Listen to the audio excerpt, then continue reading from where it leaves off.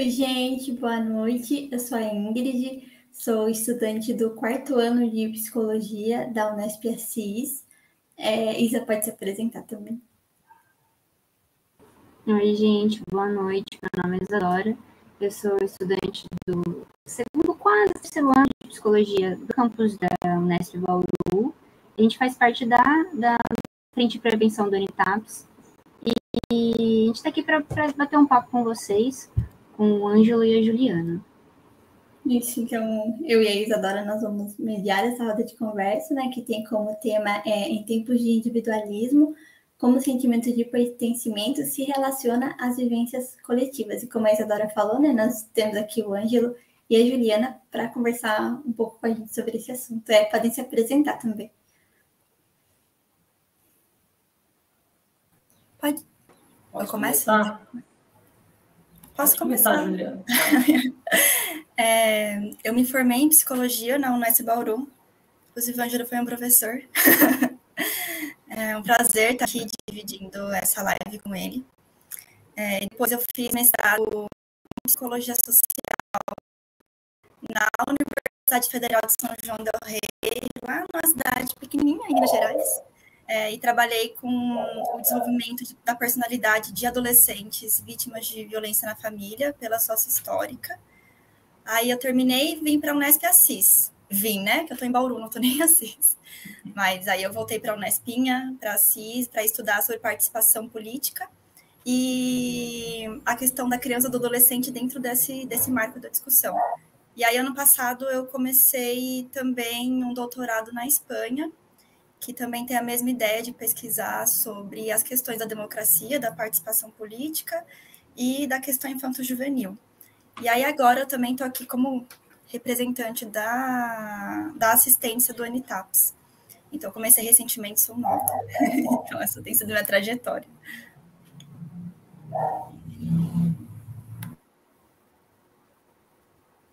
Pode falar, Ângelo. Bom, então, assim, eu agradeço o convite, é sempre bom estar com pessoas, estudantes de psicologia, participar de um trabalho com a Juliana, que eu acho que a gente já tinha se visto numa outra relação, participando de um trabalho importantíssimo. E eu diria assim, eu também fui aluno da Unesp, aí eu fiz a graduação aqui, em Bauru, na Unesp de Bauru, aí eu fiz o mestrado na PUC de São Paulo, em Psicologia da Educação, e doutorado em Educação na Unicamp. E atuo hoje na Psicologia, no Departamento de Psicologia da Unesp de Bauru. E é lá que eu desenvolvo os trabalhos, é lá que eu tenho atuado.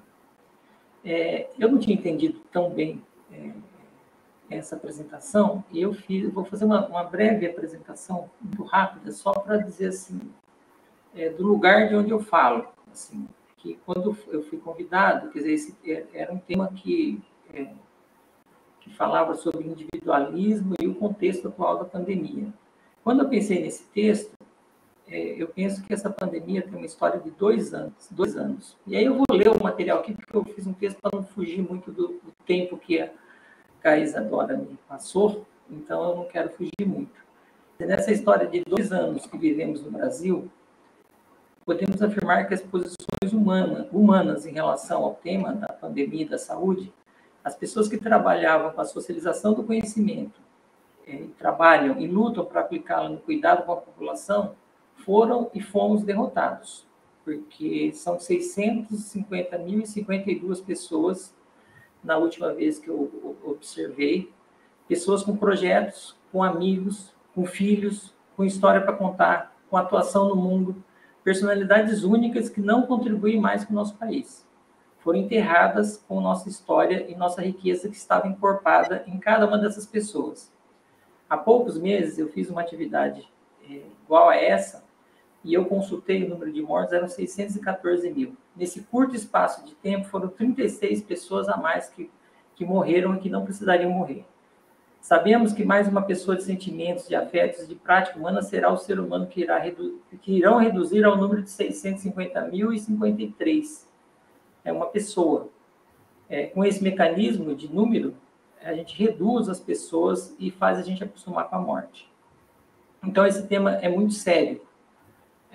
A minha contribuição, e por isso que eu estou falando isso do lugar de onde eu falo, é de uma posição que avalia os processos de saúde pela teoria da determinação social do processo de saúde e doença, partindo do princípio que o adoecimento se produz a partir da relação do indivíduo, da pessoa com a sociedade, e é determinado pelo modo de vida. O modo de vida determina o processo de saúde e doença. Como é na relação com a sociedade que nos pautamos, recorremos a uma teoria de sociedade.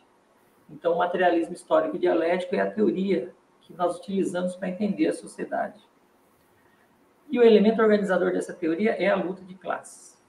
Então, a sociedade é fonte de iniquidades que se originam e se articulam pelas diferenças de classe, pela posição que ocupamos na sociedade, possuindo particularidades, articuladas à etnia, gênero, idade, articuladas à história.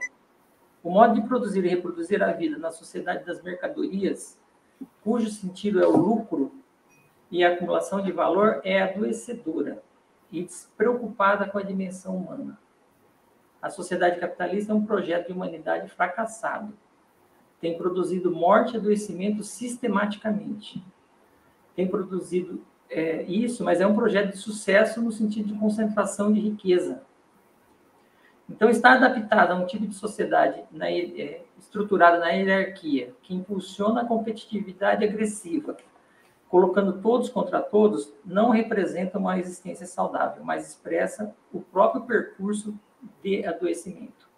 O materialismo histórico dialético se contrapõe fortemente à ideologia neoliberal, justamente porque ela representa uma compreensão ilusória do mundo e da sociedade, que tenta nos convencer de que o interesse individual deve se sobrepor a tudo, limitando o conceito de liberdade à dimensão individual e subjetiva, que afirma que as pessoas são naturalmente egoístas, e que esse egoísmo não é um problema histórico a ser superado, e sim algo a ser valorizado. A ideologia neoliberal busca produzir o entendimento de que nessa disputa entre pessoas seria possível produzir algo bom coletivamente. Esse racionalismo tem a intenção de deixar a vida humana correr ao sabor do mercado, que, em última instância, é a lei do mais forte, representa a lei do mais forte economicamente. Ilude e dificulta a compreensão sobre o ser humano, a sociedade e sobre a própria existência individual. Visa formar o ser humano empresário de si mesmo, carregando as pessoas com projetos e carências, no sentido de projetos futuros, irrealizáveis nas circunstâncias da sociedade capitalista. Essa é a fórmula da angústia e do sofrimento psíquico, a responsabilização individual pela própria condição de vida e por sonhos que não se realizaram, aqueles mesmos forjados pela ideologia neoliberal da conquista individual. O trabalho, incluindo o trabalho na universidade, que envolve estudantes, docentes e técnicos administrativos, é adoecedor em virtude dos modelos de gestão produtivista que nos são impostos, modelos que nos aceleram e visam intensificar nossas atividades, explorar nossa força física e inteligência. Visa controlar o conteúdo do nosso trabalho por meio da tecnologia. Em última instância, produzir no ritmo imposto externamente e de forma intensificada para acumular valor é sinônimo de sofrimento. Portanto, o trabalho penoso e o sofrimento são inerentes às novas formas de organização. Essa reflexão inicial que eu faço sobre esse tema me fez chegar a uma hipótese ainda incipiente, para ser explorada, mas que eu vou passar para vocês porque eu penso que ela é disparadora de discussões. Eu penso que a organização do trabalho da universidade é adoecedora em virtude de modelos de gestão produtivista. E esses modelos visam atender interesses, não é da humanidade, mas é do acúmulo de valor. E o sofrimento inerente a esses modelos de gestão, eles foram intensificados em virtude da pandemia. Porque a pandemia eliminou processos protetores da vida saudável. Então, vou trabalhar a partir dessa lógica, a partir dessa tese. Então, essa foi uma apresentação inicial do lugar que eu estou falando. Perfeito, perfeito. Muito obrigada pela apresentação, Ângelo e Juliana. Só lembrando que ao final da nossa live vai rolar um sorteio de 2 livros. E para participar do sorteio, preciso que seja comentado na live a palavra sorteio, para o algoritmo ali fazer a contagem e conseguir colocar o seu comentário como possibilidade de ser escolhido. Além disso, essa live tem certificado de participação e vai estar no chat com o link tudo certinho, beleza? Agora eu passo a palavra para a Inha e a gente vai começar a nossa roda de conversa. Então, né, agora iniciando a nossa discussão, eu gostaria de começar falando sobre os discursos que foram feitos, né, durante esse período de pandemia, que foram discursos em que estavam pautados na ideia de que a Covid ela traria um aprendizado individual. Toda aquela ideia, né, de que vamos sair pessoas melhores da pandemia. Mas agora, né, quando a gente se depara com a realidade, a gente vê que não é bem assim. Que, como a gente já falou, a pandemia teve muitas mortes, a gente também teve um aumento no desemprego, um aumento da miséria, também teve um aumento na taxa de analfabetismo das crianças, né, visto que muitas crianças elas não tinham recursos para acompanhar o ensino remoto.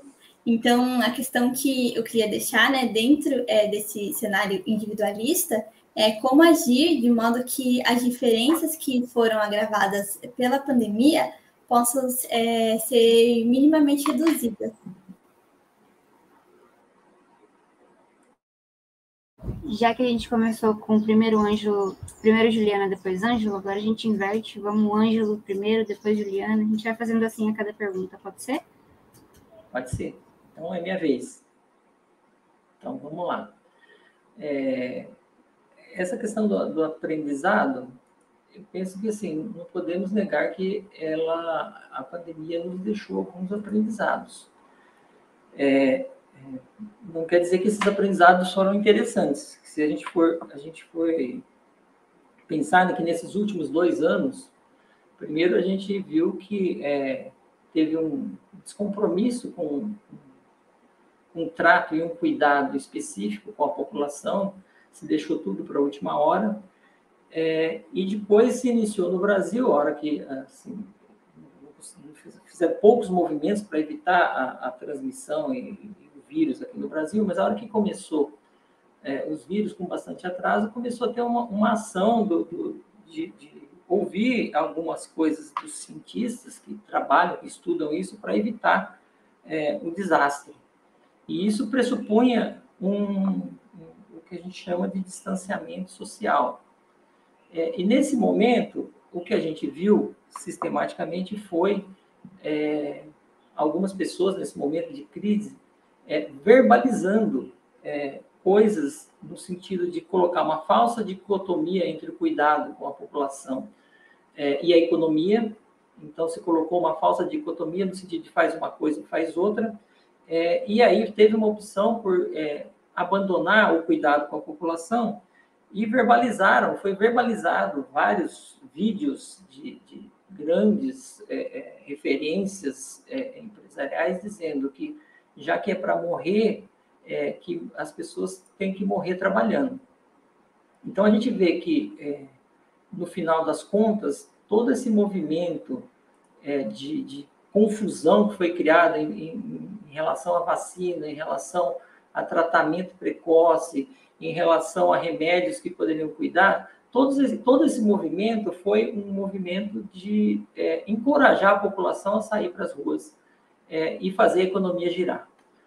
Então, se a gente for pensar em aprendizado que a gente viu nessa pandemia, se alguém tinha alguma dúvida que a luta de classes ela é violenta, eu penso que nós aprendemos que a vida não é de forma nenhuma valorizada pela lógica do capital. O acúmulo de valor está em primeiro lugar. E pouco disfarçaram o empenho de levar as pessoas à morte. Então, não estou falando de uma pessoa, estou falando de uma classe. Porque isso foi sistemático, foi organizado. Então, assim, eu acho que isso nós aprendemos, sim. Outro aprendizado que nós vimos, eu penso que isso é importante, nós vimos os limites do chamado ensino remoto, da educação à distância. Nós aprendemos que, assim, que tem algumas coisas educacionais que são insuperáveis se não tiver relações humanas e que a tecnologia não pode dar conta de resolver os problemas educacionais. Eles são problemas que existem, que são reais, mas nada elimina a necessidade do encontro humano. Nada elimina a necessidade dessa produção artesanal do debate, da discussão. Os meios, os instrumentos, eles são meios, mas é preciso ter um projeto educativo para socializar o conhecimento. Então, eu penso que isso foi um aprendizado. E aí, em relação à pergunta, né, sobre minimizar as diferenças, eu penso que a gente tem que fazer um movimento duplo aí, né, no que fazer. Um movimento duplo é entender profundamente o que está acontecendo. E entender, inclusive, que vão continuar tentando nos dificultar a compreensão sobre o que está acontecendo. Então, vai ser dito que o problema do desemprego, que é inerente ao capitalismo, é resultado da pandemia. Vão querer afirmar que o problema do analfabetismo é resultado da pandemia. Então, o que a gente vai ter que reconhecer é que o desemprego, o analfabetismo, eles já eram elementos da realidade social. A pandemia se antecipou e intensificou algumas coisas que já existiam. Então, eu penso que nesse momento a gente tem que fazer uma crítica também positiva, no sentido de organizar um projeto para lutar contra um sistema educacional que seleciona pessoas. Porque no sistema que seleciona pessoas, o analfabetismo é uma consequência lógica. Então, minimizar os danos, nós vamos precisar de políticas públicas. E políticas públicas é tudo o que o neoliberalismo rejeita. Ele não quer ter investimento com políticas públicas. Ele não quer que o Estado trabalhe no sentido de minimizar os problemas do capitalismo. Assim, o neoliberalismo pressupõe um capitalismo puro, cruel. Então, ninguém vai falar dessa forma, vão falar em nome de liberdade individual, mas é isso. Então, eu penso que o movimento de organização é uma luta pela socialização do conhecimento por meio da educação pública. Essa é uma luta. E é uma luta que tem que ser conquistada. Uma luta que tem que acontecer com pais e cuidadores para que a gente saiba que as crianças precisam saber ler e interpretar o mundo. E que esses problemas da pandemia não vão ser resolvidos em um mês, em 2 meses. Quer dizer, é um problema que nós teremos que trabalhar com a população para fazê-los entender essa questão e organizar uma luta no sentido de exigir que as crianças acessem o conhecimento. Evidentemente que nós vamos ter que ter uma luta para que as pessoas tenham condições de existência. Se eu vivo do trabalho e eu não consigo trabalhar, mesmo eu querendo trabalhar, assim, eu preciso de ter um acesso e ter uma existência. Então, a gente está falando de uma luta, inclusive, por renda mínima. Se esse sistema social não apresenta condições de trabalho e emprego, as pessoas precisam ter uma renda para poder existir. Então, eu penso que assim, o que fazer nesse sentido passa por esses 2 movimentos, de uma crítica negativa, de desmascarar as contradições e superar as ilusões que vão continuar sendo criadas na nossa cabeça, e uma crítica positiva que é no sentido de organizar a luta para conquistar esses direitos, porque eles não serão dados de mão beijada para quem vive do trabalho. Então, eu penso que essa reflexão passa por aí, nessa questão levantada pela Ingrid. Ju? Oi. Acho que eu preparei algo nas respostas, né? Mas enquanto hoje eu falava, eu fui refletindo algumas coisas. O quanto que, na verdade, toda essa questão da liberdade individual, do indivíduo que é trazido pelo discurso neoliberal, justamente em contraposição àquilo que é o social, né? O indivíduo se sobrepondo à questão social e baseado nessa questão do lucro, de decisão de quem vive e quem morre, mas isso é muito mais antigo do que a pandemia. Então, se a gente pega, por exemplo, em Minas Gerais, o rompimento lá das barragens, eu tive contato com uma pessoa que trabalhou dentro de uma das barragens da Monsanto, e eles falaram, olha, as pessoas fazem um cálculo, eles sabem que a barragem vai romper, então eles fazem um cálculo de se vale a pena pagar a indenização pela morte dessas pessoas e lidar com um processo ambiental, ou se vale a pena consertar a barragem. Então, esse projeto da questão do lucro, ele é muito mais antigo que a pandemia, né? E a pandemia só deixou ele muito mais explícito. Então, agora a gente começou a falar da questão do governo genocida, da necropolítica, só que isso não é recente, né? E do quanto que, na questão da educação, tem toda uma consolidação desse plano que é desenvolvido, por exemplo, pelo Banco Mundial na década de 90, e aí necessidades básicas, né, tipo, tem que saber isso de matemática, tem que saber isso de português, as coisas que eram básicas se tornam mínimas.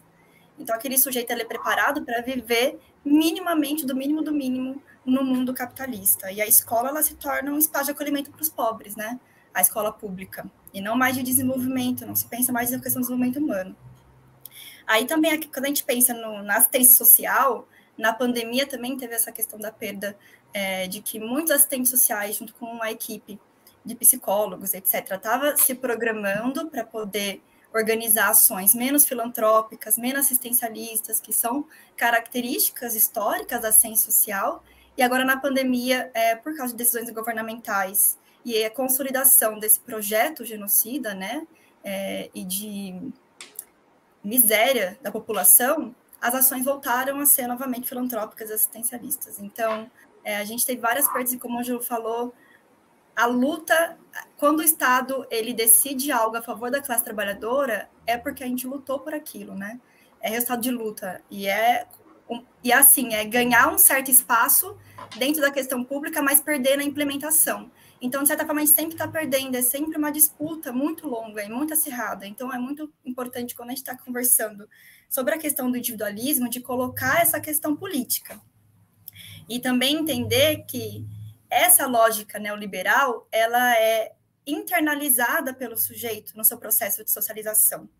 Então, isso que a gente está falando sobre, que o Ângelo citou no começo, né? A questão da competição, do egoísmo, essa reificação das relações. Então, o outro é sempre uma mercadoria para mim, eu tenho uma relação instrumental com as coisas e com as pessoas. Isso é internalizado no desenvolvimento desse indivíduo, né? Inclusive, isso serve para que ele justifique a desigualdade social como uma característica natural do sistema e que ele se identifique como um sujeito que é autônomo. Então, é como se ele fosse independente das relações sociais. E isso traz um grau de sofrimento muito grande, né? Primeiro, porque o sujeito ele não é capaz de identificar as situações que lhe oprimem, e segundo, porque ele se entende, tipo, as consequências das ações dele no mundo, ele entende como separadas das relações sociais. Então, o que o Ângelo estava falando sobre a questão da teoria da determinação social, da luta de classes, isso tudo não é posto, né? Tudo jogado para o âmbito do indivíduo. E é importante isso, assim, que tanto eu quanto o Ângelo somos da sócia histórica, né? A sócia histórica, e tem essa coisa, mas o marxismo ignora a questão do indivíduo, que é uma bobagem. A gente fala sobre a construção da individualidade, mas partir da concepção de individualismo é uma outra coisa. Então, tem toda essa internalização da lógica liberal, e a gente tem alguns marcos importantes, né, quando a gente pensa na ascensão do individualismo, que eles chamam na pós-modernidade, né, que muitas pessoas falam que é a derrocada dos grandes projetos utópicos, né, como a questão do marxismo, a queda do Muro de Berlim, a crise na URSS, porém, isso realmente teve um impacto muito grande quando a gente pensa na ascensão dessa ideologia. Então, ações que antes eram coletivas, agora são entendidas como empreendedorismo, protagonismo, empoderamento, e aí sai desse lugar coletivo para discutir no âmbito individual, né? E aí também o isolamento, eu acredito que agravou essa percepção de cisão entre indivíduo e sociedade. E aí a gente vê como o Ângelo também estava falando na questão da vacinação, como acendeu esse discurso da liberdade individual, se sobrepondo à questão da saúde pública. Então, meu direito de decisão é mais importante do que a saúde pública, mas esse não é o tipo de liberdade que a gente defende. Se esse é o nosso horizonte ético-político de liberdade, então, assim, desculpa, a gente tá ferrado, né? Que a liberdade, ela é sempre em conjunto, não tem como a gente se libertar sozinho, isso não existe. E aí, quando eu estava preparando a fala de hoje, eu lembrei de alguns estudos em psicologia social sobre memória histórica e social. E alguns autores propõem que é necessário, depois de momentos de perda e sofrimento intenso, e é importante lembrar disso, nós somos vítimas, em maior ou menor grau, de um projeto genocida de sociedade, que aconteceu nesses últimos 2 anos.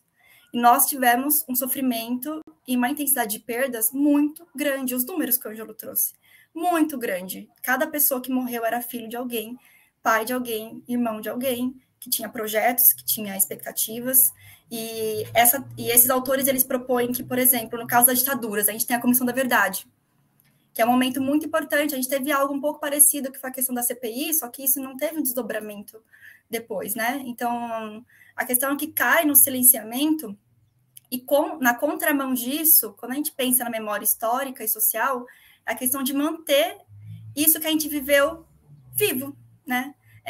Isso não significa que nós não vamos sofrer. Inclusive, parte de manter essa memória viva, de trazer os números, de lembrar das perdas, de falar do que você falou no começo, né, do tanto de coisa que era estrutural e se agravou, faz parte também lidar com o sofrimento, mas de uma outra forma, que não é mais isolada, é em conjunto. E em conjunto, a gente consegue se fortalecer. E aí, o mal-estar que a gente sente se torna fonte de mobilização política. Isso é importante também quando a gente pensa na positividade tóxica, né? De, vamos fingir que a pandemia, tudo vai voltar ao normal, é só uma questão de tempo. Essa realidade que a gente tinha antes, ela não vai voltar a existir. Então, é importante passar por esse luto também. E tentar reparar esse tecido social que foi danificado, né? Era isso. Perfeito, perfeito. A gente esquece que a vivência, na realidade, ela é estruturada por uma vivência coletiva historicamente determinada, que não se dá só pelo espontâneo, né? Que foi construída, e se for construída é passível de ser transformada. E isso a gente não vai fazer com uma ideia de indivíduo único, independente de toda a sociedade que o criou, né? Mas bora para a segunda pergunta. Em decorrência da pandemia, se teve um afastamento dos vínculos que favoreciam o sentimento de pertencimento. Consequentemente, tivemos um fortalecimento do individualismo. Tendo isso em vista, quais são os desafios a se atravessar no reestabelecimento da convivência grupal e quais as consequências deixadas pelo isolamento social, pelo luto ou adoecimento de pessoas?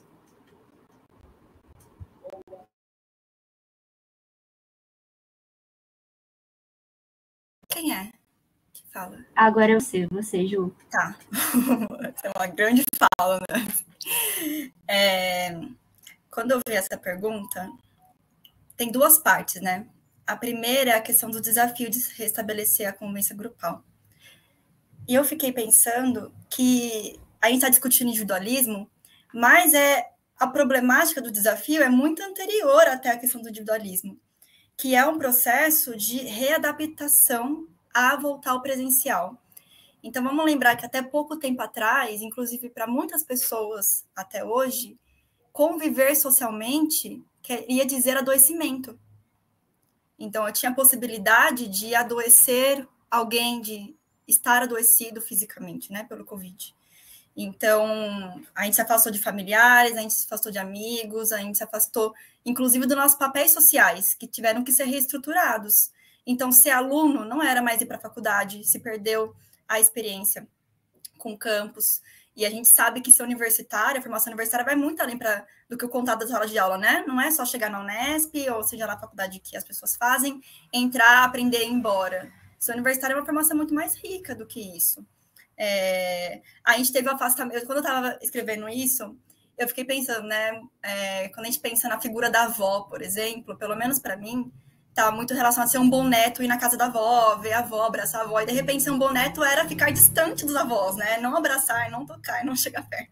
Então, teve uma perda desses papéis sociais, até porque muitas pessoas e familiares morreram, e teve também uma oportunidade de reestruturação. Agora, nós vamos ter que voltar para o presencial, e isso exige pensar tudo isso, e as coisas estão tendendo a serem feitas.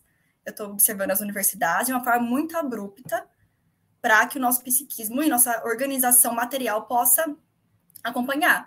Porque muitas pessoas tiveram que encontrar emprego, porque os pais perderam emprego, tiveram que sair de Bauru, porque não conseguiam se bancar aqui sozinhos, voltaram para casa dos pais. Então, tem uma organização material, não só psíquica, que acompanha tudo isso também, né? E agora vai voltar ao presencial, a gente tem que se preocupar com isso.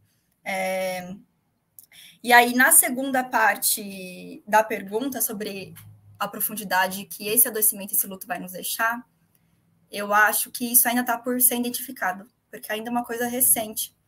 E eu acho que vai ser muito profundo, porque outros momentos históricos mostram que guerras, ditaduras e disseminação de doenças têm repercussões até nas gerações mais novas.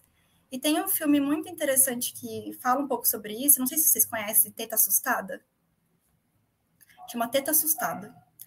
E é um filme que fala de uma lenda dos Andes, no Peru, e essa lenda conta que, por causa da brutalização sexual que essas mulheres sofreram numa guerra que ocorreu no Peru entre 1980 até mais ou menos 1992, mas se estendeu até os anos 2000, essa memória ela era passada através do leite.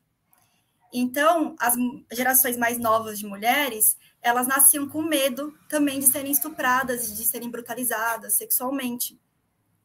E aí eu acho que isso mostra o quão profunda, né? Essa lenda dos Andes mostra o quão profunda pode ser a danificação nesse tecido social que a gente está tendo agora na pandemia, né? É um período de curto menor do que foi, por exemplo, na Guerra do Peru, do que foi na ditadura, mas isso não quer dizer que não vá deixar marcas. E, além disso, quando a gente está pensando em adoecimento, o Ângelo trouxe essa questão que eu achei muito importante também na fala inicial dele, que é olhar para além do número total de mortos ou número total de adoecidos, porque tem relações entre raça, gênero e classe. Então, por exemplo, para preparar a fala, eu li uma notícia que falava como que as pessoas negras têm 1,5%, 1,5 mais vezes de contrair o coronavírus do que uma pessoa branca. E a gente sabe que quando se trata de acesso à vacina, de direito a ter isolamento, de redução da contaminação, acesso à máscara, e se a pessoa adoece, meios de recuperação, isso está relacionado profundamente com uma questão de classe, né? Então, essas coisas, elas também têm que ser pensadas quando a gente está falando da volta ao presencial ou da profundidade que esse adoecimento psíquico, né, pode ter aí nas próximas gerações também.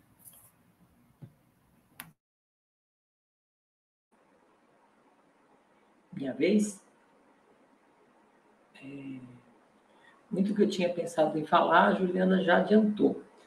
Mas uma coisa que me vem logo de início com a questão, né, que fala do fortalecimento do individualismo com a pandemia, eu colocaria um problema nisso, assim, se a pandemia fortaleceu o individualismo, ou se a pandemia e o projeto societário usou o individualismo que já está sendo constituído nas pessoas antes da pandemia.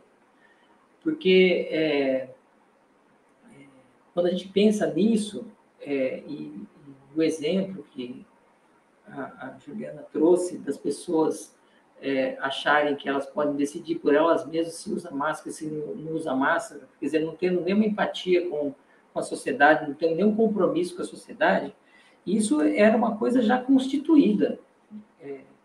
E aí, assim, esse ataque contra a vacina, falsas notícias e remédios que não têm nenhum efeito, eles são ataques poderosos, mas eles se articulam a alguma coisa muito forte já estabelecida por instituições que vão fazendo com que a ideologia neoliberal seja incorporada nas pessoas e as pessoas existam em relação a isso. E a gente, principalmente eu, né, no meu caso, que trabalho com educação, tem uma tendência de achar que as pessoas não entenderam as coisas, né? E aí é o caso da gente explicar as coisas para as pessoas. Mas eu tive uma experiência de receber de um jornalista conhecido, uma mensagem falando que as pessoas não deveriam usar máscaras. Quer dizer, que ninguém poderia implicar na utilização de máscaras. Aí você vai falar assim, porque esse jornalista tem problemas de compreensão? Não tem problema de compreensão nenhuma. O que ele tem é que, assim, essa ideologia neoliberal, que coloca a questão da liberdade restrita ao indivíduo, ela está tão impregnada na pessoa que ela acredita profundamente nisso.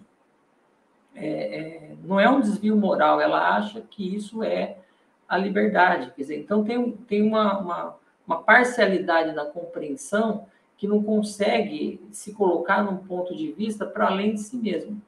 Então, isso é uma questão horrorosa. E aí, quando fala uma outra coisa, né, falando de convivência grupal, tem uma dimensão de perdas aí, quando a gente está falando do processo de saúde e doença, tem as questões de processos que nos protegem e processos que nos destroem e adoecem nessa relação da constituição da saúde e doença. Tem um movimento de perda que, assim, quem pensou e agiu em função do conhecimento científico, de uma posição estudada, se defrontou com pessoas que gosta e estima muito, que estavam numa outra posição, sendo massificados e conduzidos por mentiras. E isso também levou a um esgarçamento das relações com as pessoas que a gente gosta muito, e que seriam grupos de apoio, que a gente quer bem, e que arranhou, as relações ficaram arranhadas. E nesse sentido, quando a gente pensa no sofrimento, no luto, nós estamos falando de um luto também das pessoas que estão vivas, que você não se conforma dela tomar uma posição desumana, uma posição que leva à morte, uma posição genocida, como a Juliana falou. Então, eu penso que essa questão nos leva assim, a superação do individualismo, ele, na verdade, significa uma ruptura completa com a ideologia neoliberal, que, no fundo, ela é uma teoria, ideologia mesmo, mas ela é uma representação de realidade, então ela é uma compreensão de sociedade, mas ela é uma compreensão de sociedade que nos impede de entender. Então, a superação do individualismo, ele passa por uma compreensão e uma demonstração dos limites dessa representação sobre o movimento da sociedade, que fala, que imagina, né, que as pessoas conseguirão um lugar nesse mundo. Então, assim, eu penso que a pandemia é um processo crítico, é um momento de crise. E nesse processo crítico, a gente perdeu muito de coisas que nos protegiam, de convivência, de grupo, de contato com pessoas que a gente gosta, que a gente perdeu de fato, e pessoas que a gente gosta, que a gente perdeu simbolicamente, porque se posicionou de um jeito que a gente não se conforma. Então, isso gera um sofrimento mesmo. Então, eu penso que superar isso, quer dizer, o que fazer, né, com relação a isso, pensar um projeto coletivo de sociedade para além da sociedade que existe. Um novo modo de sociabilidade. Então, uma sociedade que emancipe as pessoas, uma sociedade que integre as pessoas naquilo que de mais belo e elaborado o ser humano produziu. Então, no fundo, o que nós estamos falando é a produção de sentido para a vida, porque a gente está reduzindo muito nossos projetos, são projetos pobres, e eu, assim, poderia nem falar porque a Juliana já falou, mas eu penso assim, quando a gente fala de luto e perda na pandemia, quer dizer, lógico que tem perda afetiva, mas tem algumas perdas que são econômicas. Algumas pessoas se destruíram economicamente, porque às vezes a pessoa da família que era o esteio econômico não está mais lá. Então, então a gente tem que trabalhar as duas dimensões das perdas, essa dimensão da perda econômica e a perda simbólica, e, na verdade, construir um projeto de sociedade. Agora, trazendo as questões para o campo da educação, né? Como que o contato com a filosofia e com a arte pode contribuir na criação do sentimento de pertencimento. E eu gostaria de ressaltar também aqui que o NTAPS, né, ele, através de ofertas de oficina acadêmica e artística, traz essa proposta de coletividade. Só que, muitas vezes, dentro da universidade, né, esse tipo de atividade é deixado de lado.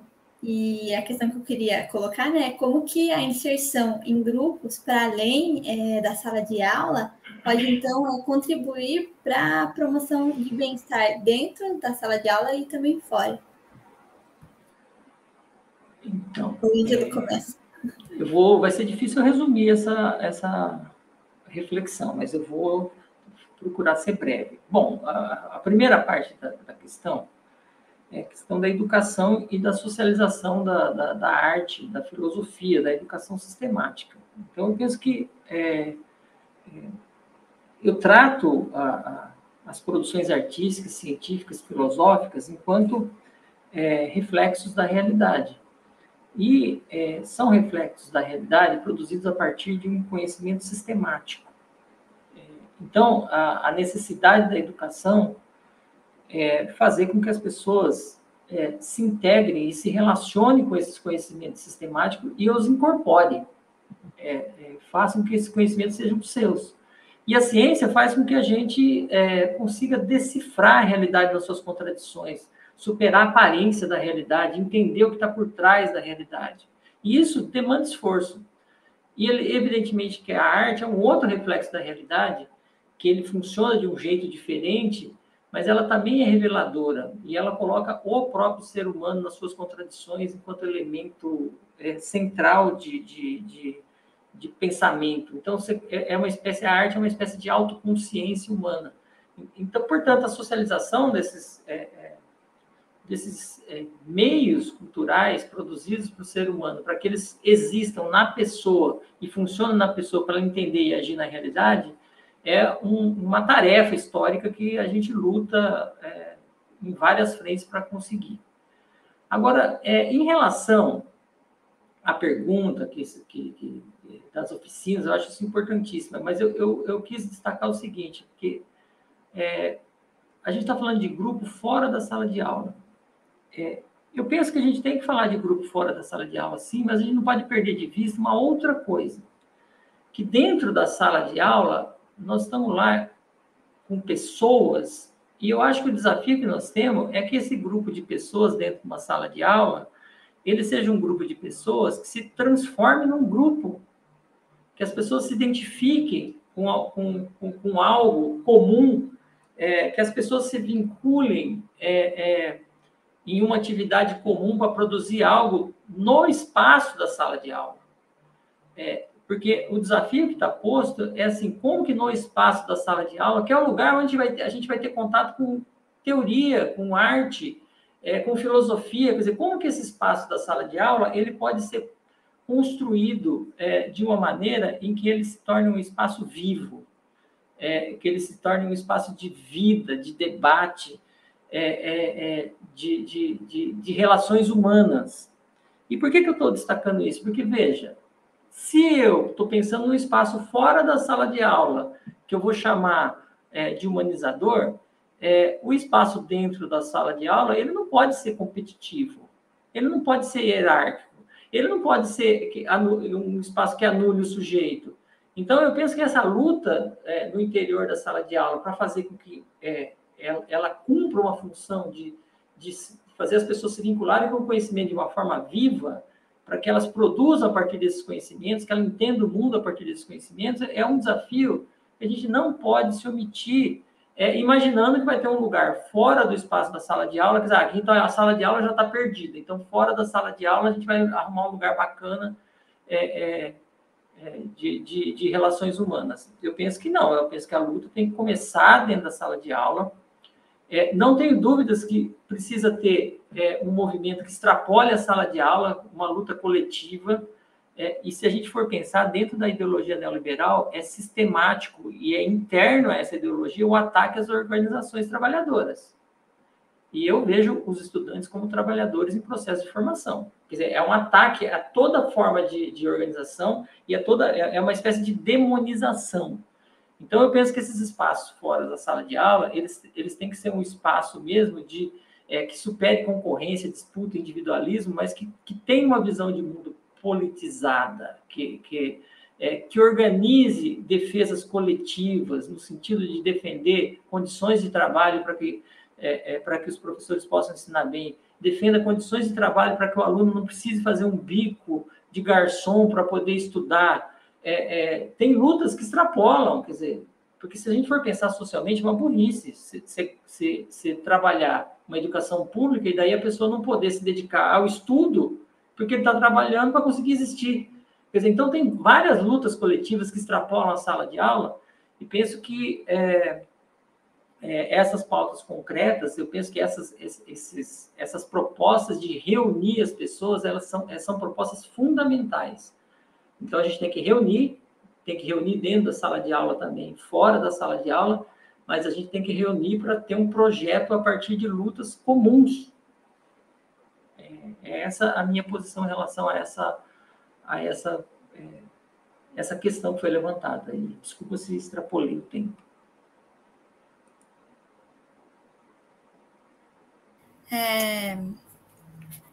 Eu achei bem legal como a Ângela abordou a questão da apropriação dos conhecimentos, da objetivação de uma forma tão legal em relação à arte, né?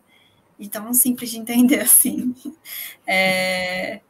Mas eu acho interessante também que quando a gente está no ensino médio, ao longo da nossa trajetória, né? Em geral, os alunos não são convidados a valorizar mais a arte por causa do vestibular. E também porque tem todo aquele questionamento, né? Mas para que isso vai me servir? E porque se valoriza a relação instrumental com o conhecimento, né? E não o conhecimento como um canal de humanização. E é interessante porque nessa pandemia, o que mais proporcionou a sobrevivência psíquica foi o contato com a arte. Então, assim, a sobrevivência física era garantida pelo isolamento, mas nós somos seres sociais. Esse isolamento, ele nos adoeceu. Então, o que proporcionou esse contato, essa sobrevivência psíquica, esse respiro, né? O contato com a arte, que é filme, com a música, com a filosofia, com a literatura. Então, a gente consumiu isso em muito peso, né? Durante esses anos. E aí, quando chega na faculdade, isso não está mais lá, né? Não é mais pensada essa estrutura. Então, achei interessante que o Ângelo trouxe isso da necessidade de se repensar o trabalho em sala de aula como algo que também inclui essas demandas da filosofia, da arte, e não tenta se contrapor a ela, né? Porque, na verdade, o contato com a filosofia, com a arte, com a música, eles fazem parte da nossa formação humana. A formação acadêmica, ela fornece, sim, ela faz parte da apropriação dos conhecimentos científicos, ela é uma continuidade, né, desse projeto que deveria começar na escola, né, desenvolvimento do pensamento abstrato, do pensamento científico, para a gente conseguir analisar a realidade. Então, tem um papel muito importante e também para preparar o sujeito para a vida profissional. Mas a formação humana, ela engloba a formação acadêmica, ela vai muito além, ela é muito mais rica. Então, eu acho que nessa questão das disputas pelo CR, de quem que é o melhor da sala, de quem que tem a nota não sei das quantas, isso acaba se perdendo. Meio que vira, na tentativa da universidade que é pública, que deveria estar defendendo uma série de coisas importantes, né, de pautas importantes, a gente acaba reproduzindo esses valores. Então, é importante mesmo pensar nessa reestruturação da sala de aula e esse desafio que o Ângelo colocou de encontrar algo comum. para isso, não tem jeito, a gente tem que se encontrar com pessoas. Então, isso não tem um atalho, não tem uma forma mais simples. Não tem um outro jeito como se tenta fazer, né? A gente tem que encontrar com pessoas. E encontrar com pessoas é lidar com uma série de questões.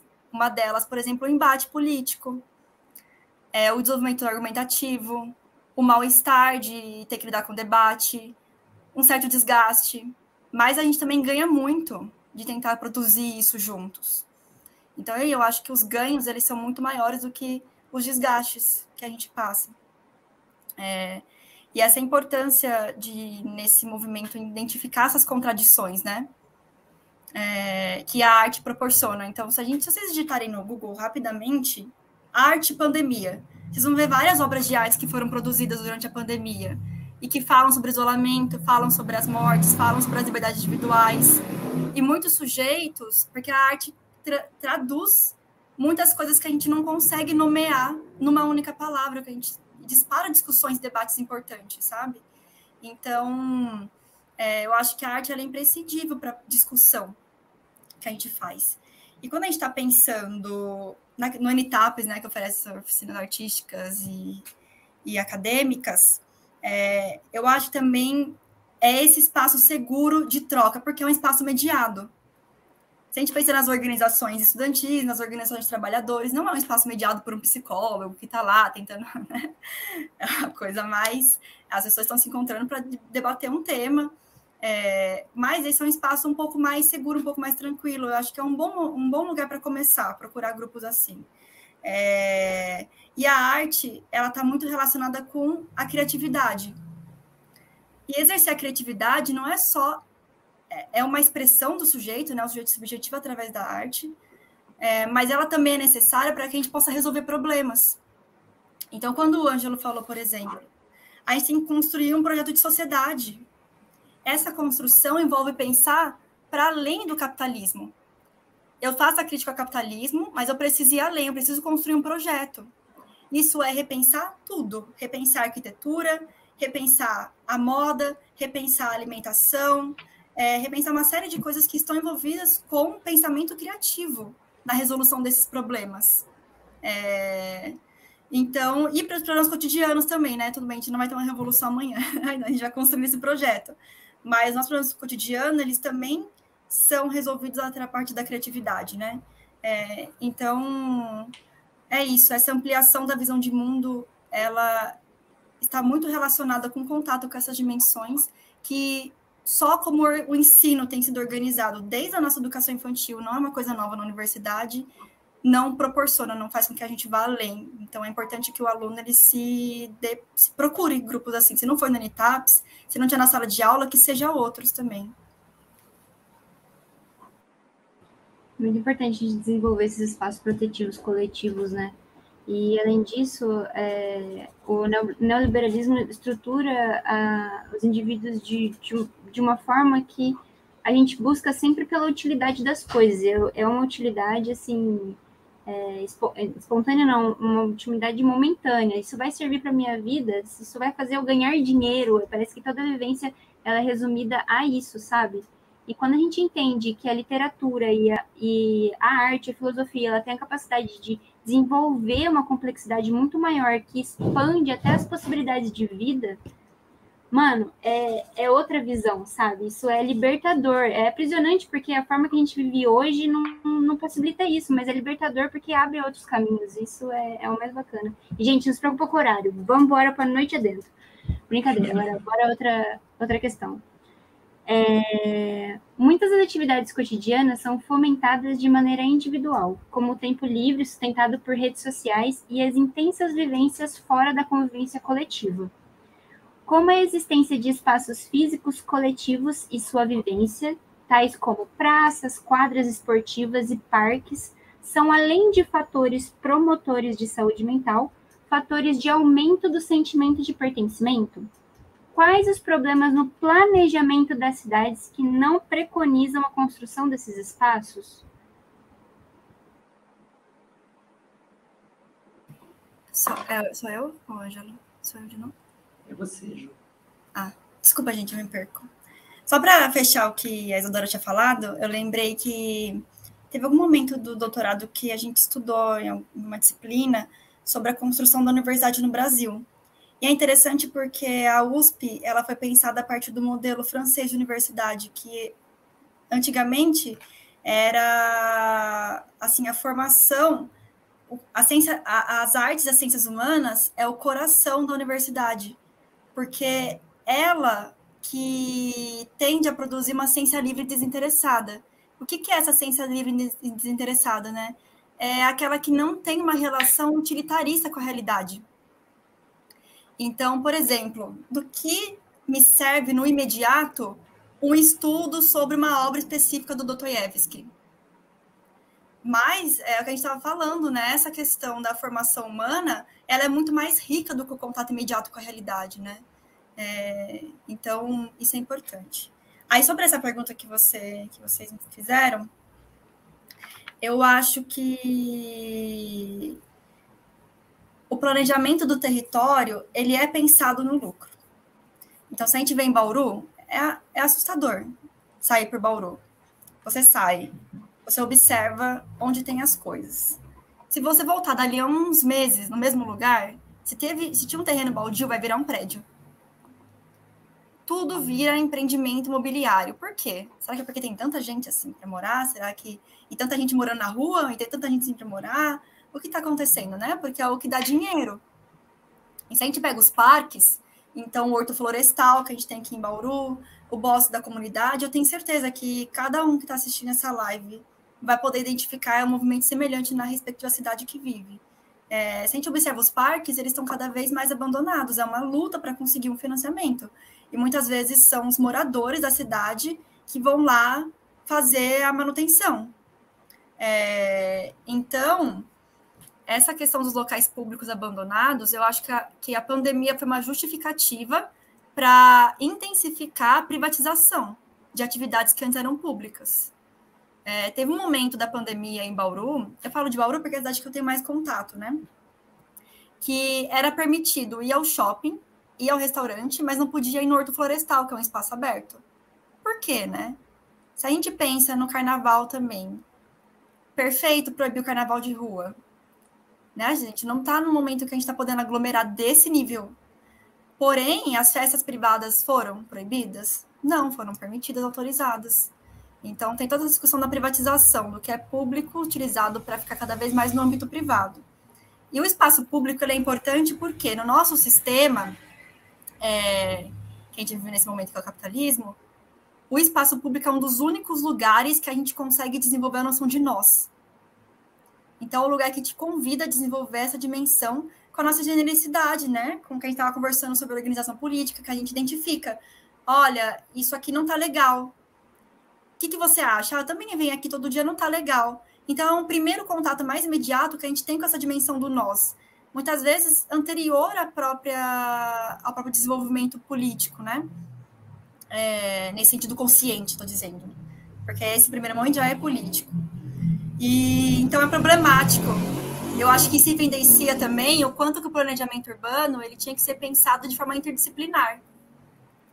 E, é claro, falando em planejamento urbano, eu não acredito que um psicólogo seja consultado na hora deles decidirem quem é se a empresa vai construir um prédio lá no terreno, não sei das quantas, ou não vai. Mas isso mostra o quanto que o poder tem ficado na decisão de determinadas pessoas, né? E tem uma coisa importante nisso tudo. Se a gente não se pronuncia sobre algo, se a gente não força a participação, não vamos ser convidados a participar. E a gente perde, a gente deixa que outras pessoas tomem a decisão por nós. E além do fator de proteção, né, que a questão do espaço público oferece também, que é sair de casa, ver gente, movimentar o corpo, em geral está relacionado com saúde mental. Então, a gente também tem uma perda nesse sentido.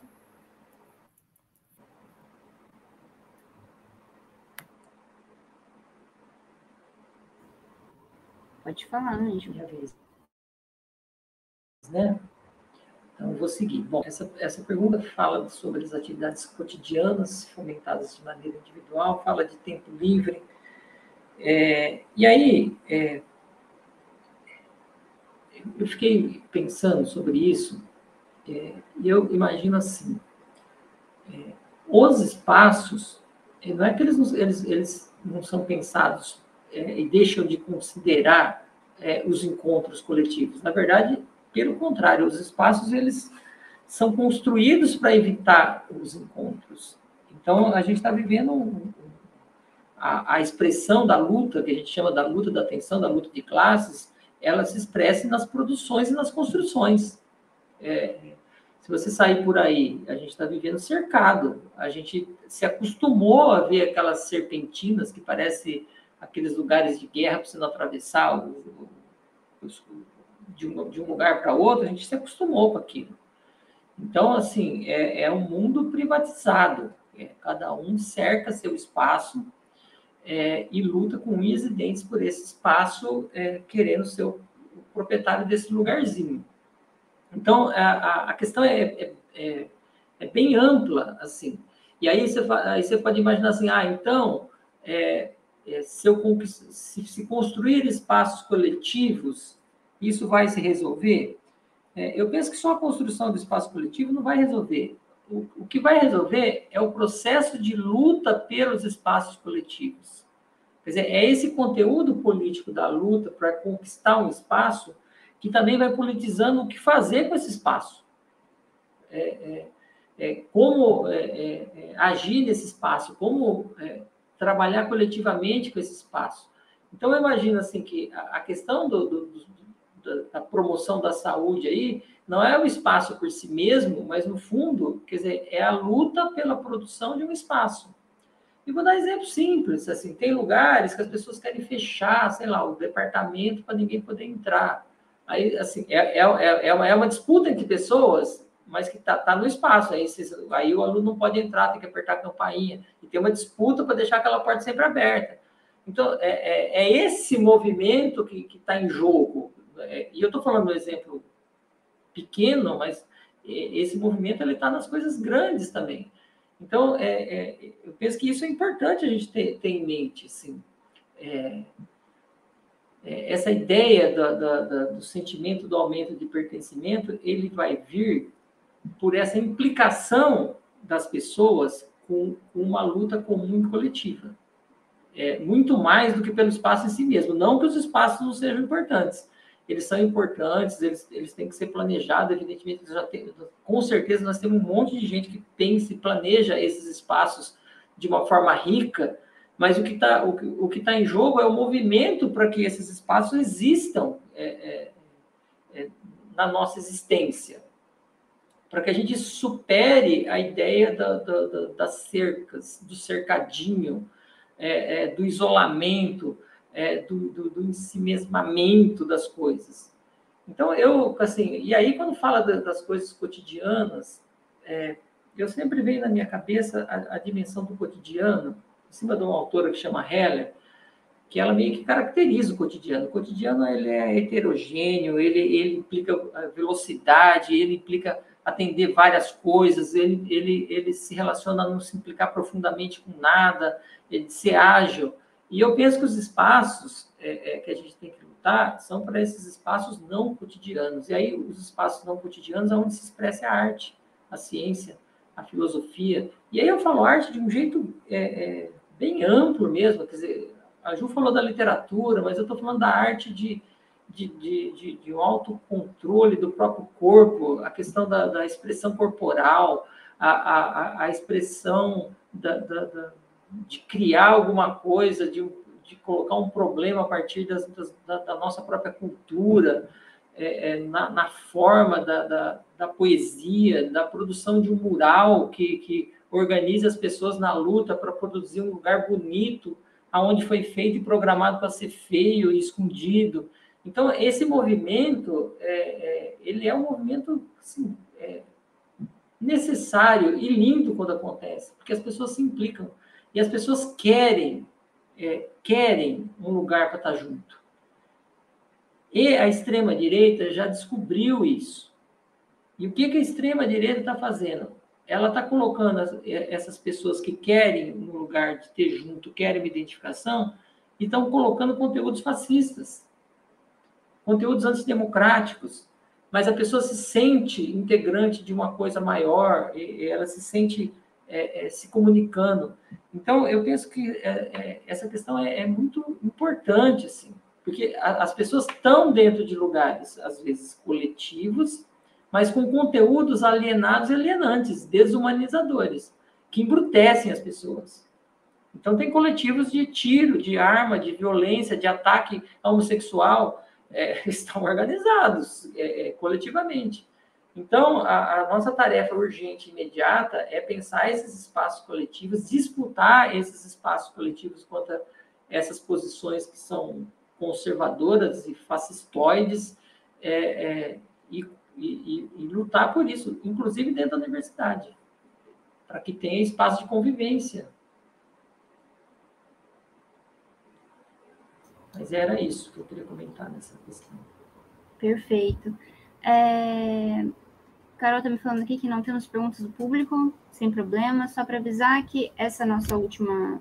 Brinquei da noite adentro, mas essa nossa última questão, daqui a pouco vai rolar o sorteio dos 2 livros, então bora mandar lá nos comentários para poder concorrer a eles, tá? A Inha agora vai fazer a 5ª questão. Então, vamos lá para a última questão. Durante esses 2 anos, né, da atividade remota, a gente teve também um afastamento das atividades coletivas. E pensando no ambiente universitário pós-pandemia, né, pós-Covid, quais são as ações que podem ser promovidas para fortalecer o sentimento de pertencimento dos alunos a partir de atividades coletivas? Então, eu vou começar respondendo essa questão com uma certa provocação, assim. Porque essa ideia do pertencimento dá a impressão que as pessoas não pertencem a alguma coisa. E as pessoas sempre pertencem a algum lugar. O problema que está posto assim, as pessoas estão tendo consciência do lugar e do que ela está fazendo. Quer dizer, porque ela está pertencendo a um lugar. Quer dizer, a omissão a alguma coisa é uma posição. Então, eu estou pertencendo a alguma coisa. O fato de eu ter condições de me isolar, porque nós estamos falando aqui de isolamento, sofrimento de isolamento, quer dizer, tem pessoas que não ficaram isoladas de jeito nenhum. Quem trabalha na área da saúde não se isolou, trabalhou loucamente, intensivamente, e tendo contato com as pessoas doentes. Então, assim, esse lugar de pertencer a alguma coisa, eu penso assim, as pessoas pertencem a alguma coisa. Assim, a questão que está posta para nós, o desafio que está posto para nós é assim, como que nós vamos fazer para que as pessoas se deem conta da posição que elas pertencem, do lugar que elas estão colocadas na estrutura da sociedade. Então, passa por uma consciência do lugar e da ação que ela está fazendo no mundo, porque as pessoas estão agindo no mundo e elas estão realizando o mundo que existe. E, às vezes, até pela omissão, elas estão pertencendo à reprodução de um mundo alienado e alienante. Então, o pertencimento não é uma questão só de sentimento, apesar do sentimento ser importante. É uma questão de prática, ela é uma questão de ação. E aí, quando fala do desafio de fazer coisas presenciais, já que é para a gente projetar, eu penso que o grande desafio que nós temos na universidade é superar a alienação. E aí, quando eu estou falando da alienação, eu estou falando da divisão que existe societária entre o lugar do saber, da teoria, do conhecimento e o lugar do fazer, da prática, de pegar o touro à unha. E aí nós estamos falando assim, esse projeto do que fazer, ele passa por uma questão, e a gente tem uma oportunidade agora de permitir que os trabalhadores estejam na universidade colocando os problemas reais da população, para que a gente da universidade saia da alienação da cara enfiada nos livros, só. Então, é isso. E, por outro lado, é importante que nós, que estão tendo esse tempo que a sociedade está nos permitindo de enfiar a cara nos livros, estudar e conhecer uma coisa profundamente, socializar esses saberes com as pessoas que mais precisam, entender o mundo, que são os trabalhadores. E aí nós estamos falando da superação da alienação do trabalhador que faz, que agarra as coisas da vida para que ele consiga entender os próprios sofrimentos dele. Então, no fundo, o que eu estou dizendo é que a gente está posicionado numa classe e a gente tem que construir esse projeto posicionado numa classe. E isso pressupõe a gente encontrar com a classe de quem vive do trabalho. Até porque a maioria das pessoas que eu conheço vive do trabalho. Esses que já estão com a vida ganha, eu conheço bem poucos. Acho que eu nem conheço, falar a verdade. Porque eles são a grande minoria, esses que não precisam trabalhar. Então, no fundo, esse movimento de superação da alienação, ele passa por um movimento duplo. Superar a alienação de quem está preso na dimensão teórica e que também, às vezes, até supervaloriza o sentimentalismo, exagera no sentimentalismo e nas crises. Então, superar essa alienação e ver as condições concretas da vida de carne e osso, e superar a alienação no outro sentido, de permitir que o próprio trabalhador entenda o que está acontecendo na exploração e os limites do projeto do capitalismo, que não vai integrar nunca todo mundo. Ele tem que parar de acreditar nisso. No fundo, é isso. E, na minha visão, que me veio a partir dessa questão, das questões coletivas dentro e fora da aula, e quando eu penso na questão dentro e fora da aula, a gente tem que produzir uma vida rica e prazerosa. E quando eu falo uma vida rica e prazerosa, eu estou dizendo assim, não é uma vida que a arte vai servir como escapismo. Quer dizer, eu não quero pensar na vida, eu vou lá me mergulhar na arte. Não. Rica e prazerosa, porque eu quero mergulhar na arte para entender a vida, para fazer alguma coisa nesse mundo que eu estou agora. É isso. Que a arte não pode ser escapismo. Então, a gente não pode também falar assim, a arte é arte, logo é bom. Tem umas que ajudam a gente a fugir da realidade. É a arte que ajuda a revelar a realidade. Tem diferenças, a gente tem que analisar isso. E penso no escapismo também, uma vida rica e prazerosa, que a gente também não se vincule de uma maneira, vamos dizer assim, irresponsável com drogas, para tentar mesmo com sexo, para tentar um prazer imediato, vira uma corrida maluca contra o prazer imediato, vira uma espécie de corrida contra a angústia. Não estou sendo moralista, hein? Estou falando assim, é uma relação responsável. Porque a gente está falando de uma situação que não tem sentido a vida, as pessoas bebem loucamente, faz aposta de quem bebe mais. A gente já teve estudante que morreu de tanto beber para ganhar aposta. Sabe, umas coisas assim? Então, eu penso que é essa riqueza que a gente precisa produzir na universidade, evitando isso que eu estou chamando de pobreza mesmo. O cara beber até morrer para ganhar aposta é pobreza, gente. A pessoa ser irresponsável na vida afetiva e também não é saudável. Então, a gente tem que produzir encontros felizes. Então, eu estou falando tudo isso porque, assim, tem uma vida fora da sala de aula que ela também não pode ser pobre. Ela tem que ser uma vida rica de encontro, de juntar para festa, as pessoas conversarem de temas interessantes que se encontrou na universidade. E não uma coisa, assim, vazia. E, no fundo, é vazio.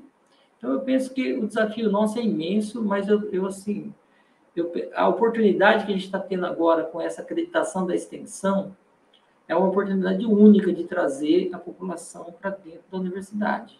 E a gente chegar até a população também. Eu penso que nós temos essa oportunidade de usar esse tempo da extensão para fazer isso. Então, estamos num momento bom para a gente superar essa alienação. Então, é isso, agradeço.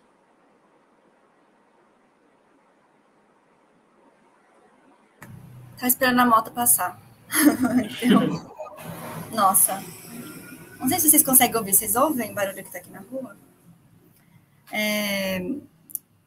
eu acho que uma coisa que eu fiquei refletindo, Ângelo, quando você falou, que faz mesmo sentido, né? Pensar que os espaços públicos, eles não estão só sendo abandonados, deixando para segundo plano, mas no espaço público está sendo ativamente construídos modos de impedir a participação, né? E eu lembrei muito da noção de arquitetura hostil, que a gente tem muito em São Paulo, que eu vejo menos, embora o abandono seja, não é uma arquitetura hostil, né, mas seja uma forma de impedir a participação coletiva.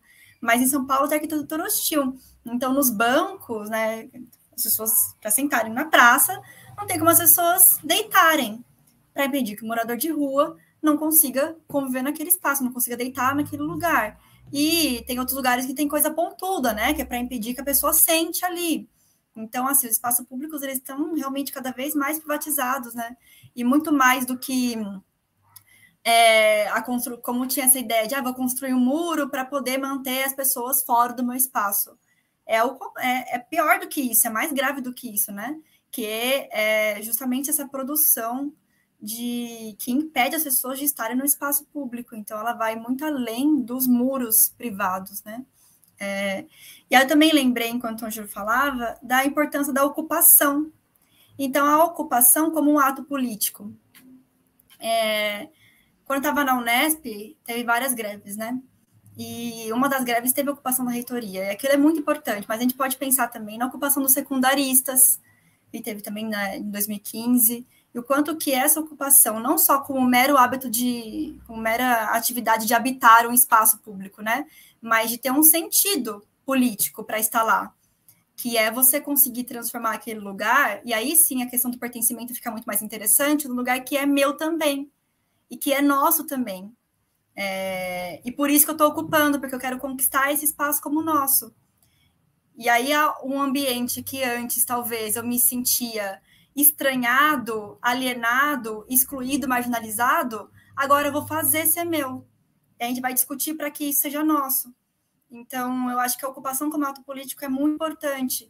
E na universidade, acho que na nossa discussão inteira tem essa questão da radicalidade, né, dos debates. O quanto que isso tem se perdido. Então, porque a situação está muito mal, digamos assim, as pessoas estão mais tendendo à reforma do que a transformação. Então, assim, vamos tentar fazer com que as coisas fiquem menos ruins.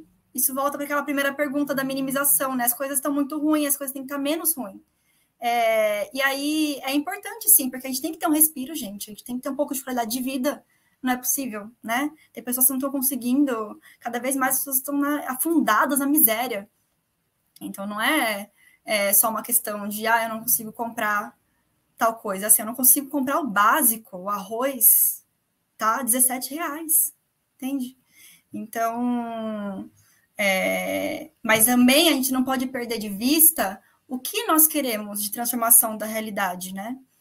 E é importante trazer essas pautas, trazer essa radicalidade para que a gente não fique só na redução, na reforma, para que a gente possa promover algo mais.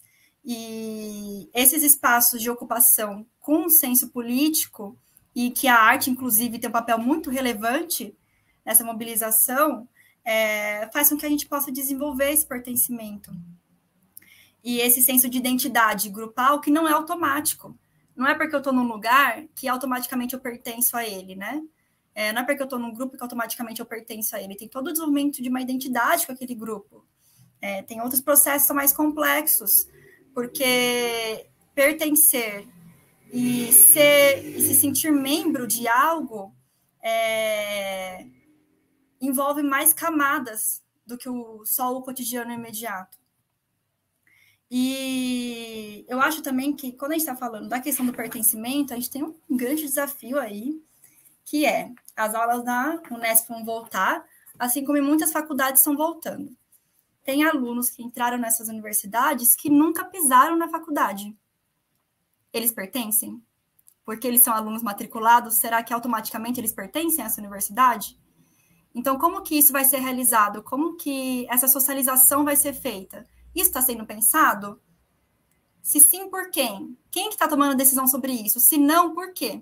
E quem que deveria estar tomando essas decisões, né? Então, eu acho que essa vinculação, tanto com o ambiente físico da universidade, que, novamente, não é uma coisa casual. E quando a gente fala da questão do EAD, eu acho que o medo de quando as coisas não é da EAD começaram a ter uma grande tentativa de normalização, é isso também, né? De que a perda com um vínculo material com as coisas, eles também dificultam essa identificação política. Se eu estou indo na faculdade todo dia, eu estou vendo os problemas que a faculdade tem, eu estou encontrando pessoas, eu estou conversando nos corredores, eu estou mapeando o espaço da universidade, né? Então, essa vinculação material física, ela é extremamente importante, né? Para desenvolvimento do senso de pertencimento político. E então, quando a gente está falando das voltas às aulas, o pertencimento, como que isso vai ser feito, essa atividade presencial, a gente está pensando em tanta coisa. E nos planejamentos das universidades é assim, né? Voltem dia tal, usem máscara, mandem complemento de vacinação. Sim, muito importante, mas tem mais coisa, gente, tem muito mais complexidade do que isso, né? Então, uma coisa que eu pensei quando eu estava refletindo sobre essa pergunta, a da necessidade dos centros acadêmicos organizarem, participarem desse processo de socialização política e de ocupação do campus, de ir para o campus, de andar no campus, de entender a história das coisas. Então, o RU não estava lá desde sempre. Qual que é a história desse lugar, né? A permanência, a moradia, ela também passou por uma história. Qual que é a história? As coisas têm história, elas não apareceram lá do nada. E é muito importante, quando a gente está se vinculando a um lugar, conhecer a história daquela universidade, a história dos lugares que eu estou vendo, a história de formação desse corpo docente, qual que é o projeto político-pedagógico que está por trás desse curso. Então, as coisas, elas não são naturais, elas não brotaram do chão, um dia Unesp, um dia USP, um dia seja lá qual seja a faculdade, né? E acho que é importante os centros acadêmicos pensarem nisso, já que talvez isso não esteja sendo pensado, e também que seja possível, eu acho que muito mais às vezes a gente esquece, né? Estou finalizando, tá, gente? Já. É muito mais do que a questão da universidade, a cidade, porque o Ângelo trouxe essa questão importante, né? A gente tem passado por um processo de democratização do ensino superior.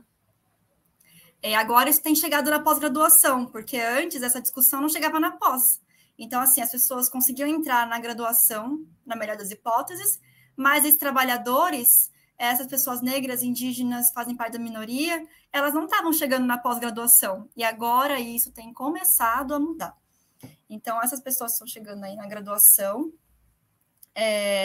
e elas têm um perfil diferente do que alguns anos atrás. Muitos são trabalhadores, e não basta apenas a vinculação com o campus, é preciso também a questão da vinculação com a cidade. Então, que cidade é essa que eu estou? O que essa cidade tem para me oferecer, mas também o que eu posso oferecer para essa cidade quando eu estou aqui, enquanto estudante dessa universidade, né? Então, Bauru, por exemplo, tem vários problemas, e imagino que todas as cidades têm. E a composição dos universitários nessas pautas são muito importantes para trazer peso e para trazer força política. Então, eu acho que muitas vezes isso começa com uma coisa muito simples, que vai ter algo público no centro da cidade, eu vou até o centro. Sei, assim, algo que nem é uma dimensão tão pública, mas vai ter uma atividade gratuita no SESC, andar pela cidade, se movimentar e conhecer essa cidade, sabe? Então, a gente estava falando de formação humana, né? De não ficar só preso na sala de aula. E também eu acho que de ampliar esse papel de universitário para dimensões um pouco maiores, né? Que vai além do seu dia a dia como discente. E é isso que eu tinha pensado.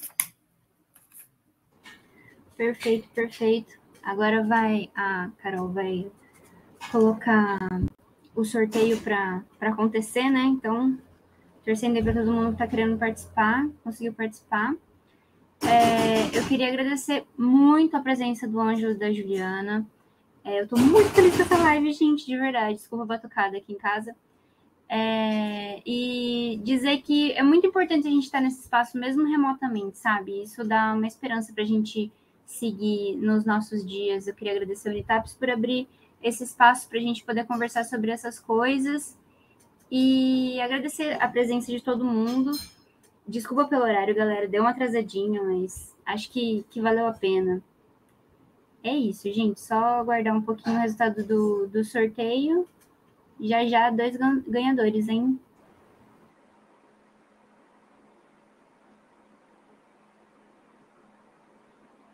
Também aproveitar para agradecer, enquanto fica no sorteio, agradecer o convite.